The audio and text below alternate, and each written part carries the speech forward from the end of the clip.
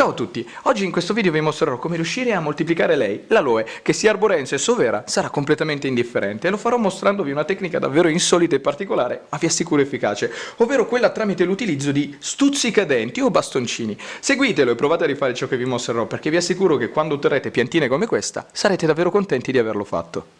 Per prima cosa occorrerà procurarsi una pianta adulta. Considerate che questo soggetto, che ha circa 6 anni, alla base ha già fatto nascere davvero tantissime piccole piantine e saranno proprio loro che andremo ad utilizzare per l'esperimento. La cosa importante, anzi direi tassativa però, è che queste piantine abbiano un'altezza minima di 10 cm e almeno 3 foglioline ognuna. Non resterà altro che separare le giovani piantine dalla stessa e farle davvero molto semplice. Prendere un coltello, mi raccomando sempre sterilizzato prima di utilizzarlo, e semplicemente andare alla base, nel punto di giunzione tra la giovane piantina e il tronco della pianta madre, e con un taglio netto tirare via. Provo a mostrare meglio il punto nel quale si dovrà andare a tagliare. Proprio qui. Quindi coltello, taglio netto e via. E questo è ciò che si è ottenuto. E continuare a separare tutte le giovani piantine che si hanno a disposizione e che comunque siano abbastanza grandi per essere sottoposte all'operazione. Alla fine dei tagli, questa è una delle piantine che abbiamo ottenuto. Prima di procedere alle operazioni successive però occorrerà tassativamente far creare una pellicola protettiva nel punto dove è avvenuto il taglio, che adesso toccandolo è bagnato. Se non lo farete ci sarà il pericolo concreto che eventuali presenze di funghi, muffe o batteri all'interno del terreno poi passino proprio da qui all'interno della pianta, danneggiandola. Per fare creare questa pellicola sarà sufficiente mettere lei in un luogo fresco e asciutto e la natura farà tutto da sola. Quindi, per intenderci, prima di procedere dovrete passare da un qualcosa che, toccandolo, è bagnato, spero che dal video si riesca a capire, a un qualcosa che poi è completamente asciutto. E trascorse le 48 ore, riprendendo una delle piantine, si può notare che effettivamente il punto di taglio si è completamente asciugato. Guardate un po' come da un colore verde molto chiaro sia diventato un marroncino scuro, ed in più prima toccandolo era bagnato e adesso invece è completamente asciutto. Direi che è davvero perfetto per procedere con le operazioni successive. A questo punto procurarsi un contenitore. Se ce la fate, proprio come in questo caso, un bicchiere di vetro trasparente sarà perfetto, ed andare semplicemente ad inserire sul fondo circa 2-3 cm di acqua. Dopodiché prendere la piantina ed andarla ad inserire. Poi posizionare il tutto in un punto dove prenda molta luce, ma mi raccomando non i raggi del sole diretti, e se tutto andrà come si spera nel giro di breve tempo, nella parte basale inizieranno a formarsi le radici. Però c'è un trucco: se si vuole favorire lo sviluppo delle radici e comunque farle sviluppare in una maniera assolutamente corretta, c'è un modo per poterlo fare. Ed il trucco che permetterà a questa piantina di fare nascere, anziché in orizzontale ma in verticale, le radici, è davvero molto semplice e consiste nel prendere uno stuzzicadenti e fare questa operazione. Andare ad infilzare letteralmente le foglioline. Non vi preoccupate, la pianta non soffrirà assolutamente per questa operazione. Guardate. Così. In questo modo. E questo è ciò che dovrete ottenere. Il fatto di aver bucato le foglioline non vi deve preoccupare in alcun modo, perché né le foglioline né tantomeno la pianta risentiranno di questa operazione.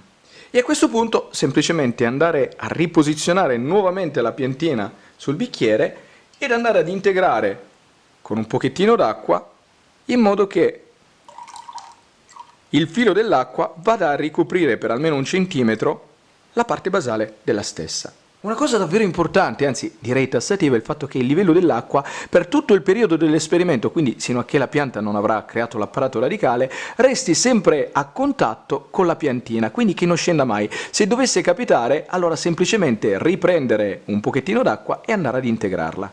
Trascorsi soltanto 8 giorni, riprendendo il tutto, guardate alla base che cosa sia avvenuto. Già delle giovani radici sono spuntate. Provo a mostrarvele meglio, guardate un po' come si stiano formando, ce ne sono ben 2 e adesso una è lunga circa 1 centimetro e l'altra quasi, quindi non resterà altro che aspettare che queste crescano e si sviluppino. E come si può notare stanno andando verso il basso, cosa che non sarebbe avvenuta se la pianta avesse toccato il fondo del bicchiere, sarebbero cresciute in maniera orizzontale anziché verticale. E come si può notare, le foglioline nel punto nel quale sono state infilzate dallo stuzzicadente non hanno patito assolutamente nulla. E guardate un po' l'apparato radicale come si stia sviluppando in maniera assolutamente perfetta. Provo a mostrarvi meglio come, ma soprattutto dove si sia formato l'apparato radicale. Eccolo qua. Trascorsi soltanto 2 giorni, riprendendo il tutto, si può notare che non solo le radici che erano nate sono cresciute ulteriormente, si sono praticamente raddoppiate, ma in più ne sono nate altre 2. Eccole qua, 1 e 2. Col passare dei giorni le radici crescono sempre di più. Adesso le prime che sono nate sono lunghe circa 5 cm e poi ci sono le altre che sono più o meno questa 2,5, questa 2 e addirittura è nata una quinta radice, proprio qui. Quindi, a fronte del fatto che l'apparato radicale ormai è davvero ben sviluppato e sicuramente riuscirà a sostenere la crescita della piantina, si potrà passare tranquillamente allo step successivo. In queste immagini vi mostro come invece si sviluppa l'apparato radicale di una pianta che è stata semplicemente appoggiata sul fondo del bicchiere. Come si può notare, le radici sono davvero molto meno rispetto alle altre, con lo stesso tempo, quindi anziché 5 ne è nata soltanto una, e anziché in maniera verticale, che è lo sviluppo naturale, si sono sviluppate in maniera orizzontale, quindi sicuramente non è un bene per la pianta. E al fine di creare l'ambiente ideale per fare sviluppare poi la pianta, creare un mix composto da un 70% di torba di buona qualità, un 15% di argilla espansa e il restante 15% da sabbia di fiume. Mi raccomando, non usate quella di mare perché quella ha il sale brucia le radici e quindi farebbe morire la pianta. Preparato il mix, procurarsi un vaso anche di 10 cm proprio come questo sarà perfetto e riempirlo. Dopodiché inserire la piantina all'interno. Quando lo farete dovrete fare un foro profondo, ora vi spiego quanto. Allora, questa è la piantina. Quando l'andrete ad interrare, il filo del terreno del vaso non dovrà mai superare questo punto, ovvero il punto nel quale nascono le foglioline nuove. L'ideale sarebbe questo come punto dove far arrivare il filo del terreno, quindi se le radici sono circa 5 cm e questi sono più o meno 4, il foro dovrà essere almeno di 9 cm. Quindi semplicemente fare questa operazione. Allora, prendere un cucchiaino, fare il foro all'interno in questa maniera, dopodiché prendere la piantina. A questo punto si potranno togliere tranquillamente dalle foglie lo stuzzicadente e procedere in questo modo, stando attenti a non rovinare le radici, perché sono comunque delle radici nuove. Fare questa operazione, inserirla, così, spero che si veda dal video, e semplicemente andare a rinzaffare il terreno tutto intorno, premendo leggermente, perché se doveste fare troppo forte rischierete di rompere l'apparato radicale che c'è all'interno. E questo è ciò che alla fine dovreste ottenere, o comunque un qualcosa di molto simile. Non resterà altro che bagnare il tutto molto abbondantemente, dopodiché posizionare in un punto dove prenda molta luce ma non i raggi del sole diretti, e bagnare dalle prossime volte soltanto quando il terreno diventerà perfettamente asciutto. Molti potrebbero pensare che effettivamente il bastoncino inserito nelle foglioline potrebbe recare danno. Al fine di sfatare questa cosa vi mostro i punti, una volta tolti i bastoncini, nel quale erano inseriti. Guardate, intorno al foro tutto è perfettamente cicatrizzato e né sopra né sotto c'è presenza di funghi, muffe o batteri in nessuna delle foglie, quindi questa è proprio la riprova che la pianta, dall'inserimento del bastoncino, non ha patito assolutamente. Anzi, proprio grazie a questo si è permesso di eseguire l'esperimento e farla radicare. Trascorsi 6 mesi, riprendendo il tutto, si può notare che non solo la piantina è ancora perfettamente vitale, ma che in più si è sviluppata tantissimo, ha fatto nascere delle nuove foglioline che si stanno sviluppando in una maniera assolutamente perfetta. Andando a guardare invece quelle che avevamo bucato, si può notare che sono perfettamente integre. Considerate però che man mano che quelle centrali cresceranno e si svilupperanno, quelle laterali, le più vecchie insomma, tenderanno poi a seccare e a sparire, ed è una questione assolutamente fisiologica.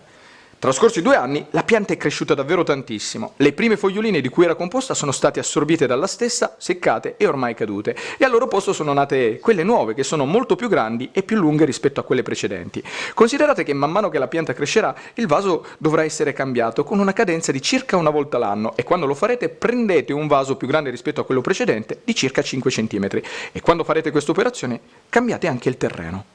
Trascorsi quasi 4 anni, così è come appare la pianta. È alta più di 50 cm, è perfettamente formata, esteticamente devo dire che è bellissima, e la cosa principale è che sia sana, quindi si può affermare senza ombra di dubbio che questa tecnica è davvero valida per poterla riprodurre. E con questo il video si conclude, spero che vi sia servito per imparare qualcosa di nuovo, di utile e di divertente. Se vi è piaciuto, mi raccomando, lasciate un commento, mettete un mi piace, ma soprattutto iscrivetevi al canale, e già che ci siete dategliela un'occhiata, perché sono quasi sicuro che adesso con i video che ho caricato, casomai qualcosa di carino all'interno del canale riuscirete a trovarlo. Detto questo, vi saluto e vi aspetto al prossimo video.